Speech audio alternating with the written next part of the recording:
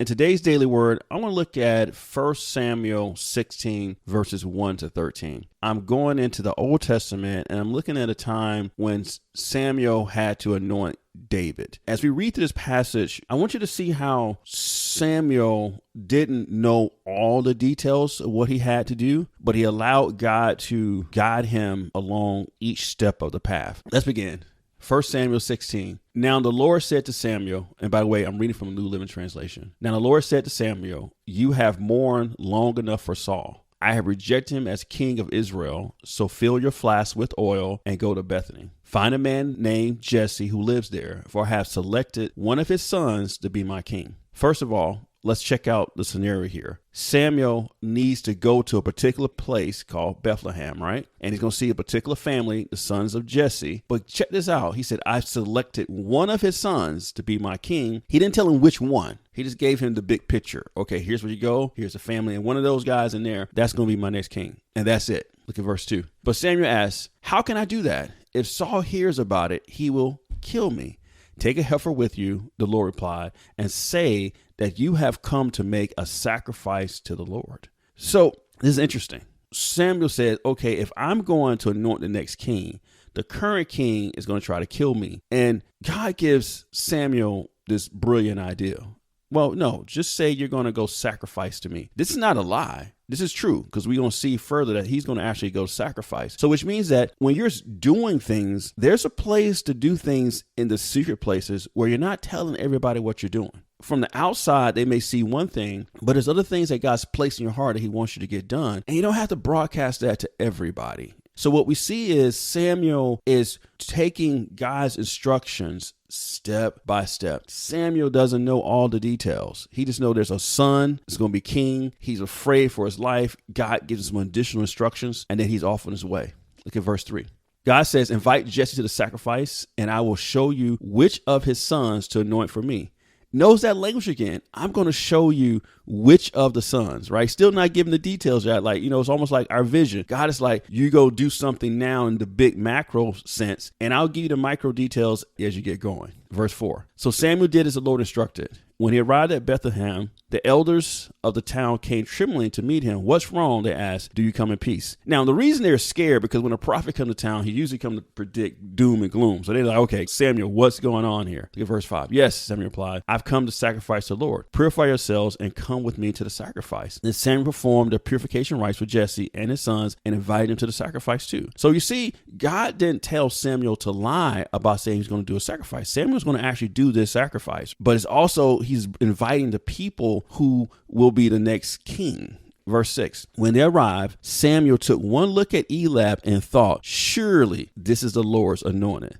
So let's get this picture here. Samuel, he has the big picture. He's going to go to Bethlehem. He's going to go to the family of Jesse, anoint one of those sons to be king. And so when he gets there, he see probably the most attractive one, the tallest one, the oldest one. And in his natural mind of who a king should look like, he was like, surely Eliab is going to be the next king. Now notice, God hadn't told him who yet. He's making an assumption based on his physical senses, right? And assumptions are dangerous. We make assumptions based on what we think it should look like. And Samuel's about to make the same assumption. Look at verse 7. But the Lord said to Samuel, don't judge by his appearance or height, for I have rejected him. The Lord doesn't see things the way you see them. People judge by outward appearances, but the Lord looks at the heart. That's a mouthful right there that God just gave Samuel a master class on hearing the voice of God. One of the things that's going to stop us from hearing the voice of God is we're going to inject our own worldly opinions of how things should look, because God doesn't make decisions or look at situations the same way the world looks at situations. God looks at the heart, not the outward appearance. So Samuel has God's instructions. He's doing a great job. He's doing the macro, but now it's getting down to the little minute detail of who to anoint. And this is where it gets kind of tricky, right? Because you've done all the big stuff and now it's time to get get down to the nitty gritty. Now it's time to get down to the what product is my business going to have? Who are going to be my co-partners? Now we got to get into the little micro details. And it can get tempting at this point right now to make a decision based on appearances. But God's like, hold on. I don't judge like that. I don't make decisions like that. I don't look at the outward appearance. And so what this shows us, the closer we get to making a decision, the more we got to lean in and hear God, because we got to make sure our perceptions don't pull us off. Because even though Samuel has done all the macro stuff, all the big stuff, he's at Jesse's house, he's got one of Jesse's sons, he could still miss it right now if he doesn't keep leaning in and listen to the Lord. Look at verse 8. Then Jesse told his son, Anoint, I'm probably pronouncing the name wrong, but let's move on from there, to step forward and walk in front of Samuel. But Samuel said, this is not the one the Lord has chosen. So notice, another son comes and God is like, nope, that's not him. Still hasn't told Samuel which one. It's just telling Samuel which one is not. And a lot of times the Holy Spirit leads like this. You'll see a situation, the Holy Spirit like, nope, that's not it. And what you know what you do? You keep going to the next. The Holy Spirit like, nope, that's not it. Let's keep going. Verse 9. The next Jesse summoned another son, and neither is this the one the Lord has chosen. So another son comes, and Samuel's like, nope, that's not it. No check in my spirit, no peace there. Verse 10. In the same way, all 7 sons of Jesse were presented to Samuel. But Samuel said to Jesse, the Lord has not chosen any of these. So notice this. Samuel just did the big picture. He's at Jesse's house, and all the sons that's coming to him, he's not going to make a rush decision because God's already checked him one time by judging based on appearance. But instead, he allows time to unfold, and one at a time. Imagine how slow this got to be. One at a time, the sons are coming by him, and each time the Lord is saying, no, this is not it. So you know what could happen? Samuel could get impatient. Like, God, I'm here where you told me to be, but wait a minute, all this time spent, you're still telling me this is not it. These are his sons. Let me just pick one. But if he did that, he'd be out of God's will. Because remember, we're looking for God's perfect will, and God's perfect will is his complete will, not us doing partial assignments here. Let's keep going. Verse 11. Then Samuel asks, are these all the sons you have? There is still the youngest son, Jesse replied, but he's out in the fields watching the sheep and goats. Send for him at once, Samuel said. We will not sit down to eat until he arrives. So notice again, I want you to see the patience of Samuel, right? Okay, I've done all this time going through all sons, and now there's got to be another one, right? And so let's wait until this last guy comes and let's see. Because remember, God hadn't told him the last son is the son. He just anoint one of Jesse's sons. And so Samuel's going to say, you know what? We're going to see everybody. It's almost like Samuel's doing his due diligence. He's not doing partial due diligence. God said, anoint one of the sons. I need to see every single son. And we're going to wait until every single son shows up before we make a decision. You know, God is giving these big pictures and these little details, and you get frustrated. Like, man, can I just make a decision? Do your due diligence. You may have to look at every single detail sometimes before you get that check, like this is the one. Let's keep going. Verse 12.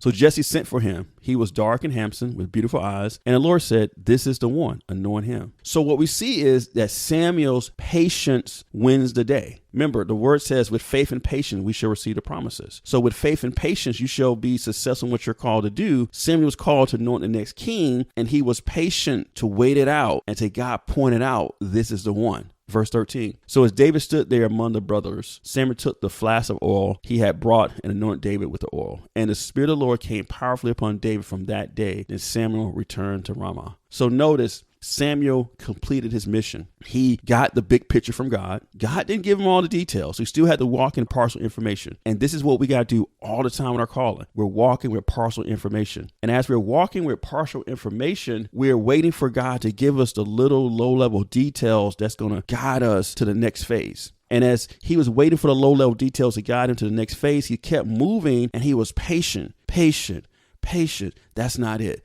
That's not it. Okay, I'm not going to make a decision yet because I don't get the peace yet. That's not it. And then finally, the guy came by. Yep, that's it. Let's do it now. And this is how I want you guys to think about your calling. Okay, you've done the big job. Maybe you started that business. Maybe you started that ministry. And now you're waiting for some details. Keep waiting until you get that peace. And when you get that peace, then you move forward. Do what God spoke to your spirit and be patient and allow him to bring the details to you, and let the Holy Spirit, the peace of God, which passes our understanding, let him guide your footsteps in every step of the way. That concludes today's daily word, and I pray that it was a blessing to you. Before we wrap up, if the Holy Spirit is speaking to your spirit to partner with Church for Entrepreneurs, go to churchforentrepreneurs.com/partner. And if you want to connect with our ministry more, go to churchforentrepreneurs.com and join our online community. You guys be blessed, and I'll talk to you soon.